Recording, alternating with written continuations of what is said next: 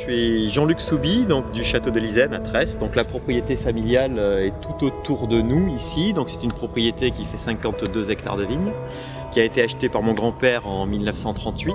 On fait un rosé sur des arômes citronnés, des arômes d'agrumes très frais, très parfumés. Pour le rosé, on cherche ce côté apéritif, estival, fruité, parfumé. La vinification en rosé, à partir du moment où on reçoit la vendange au chai, nous l'envoyons directement dans le pressoir. Nous remplissons le pressoir en l'espace de 1/4 d'heure, 20 minutes et nous pressons le plus rapidement possible.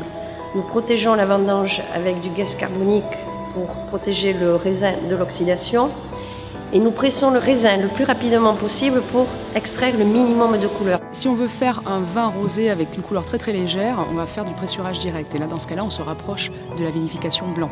Si on veut faire un clairé, par exemple, il va falloir laisser vraiment en contact les peaux avec le jus un petit peu plus longtemps.